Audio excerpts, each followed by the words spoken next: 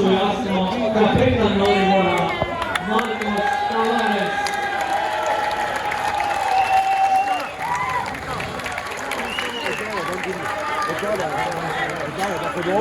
Mario, ko bo pokal, da bo vidno. Ajmo!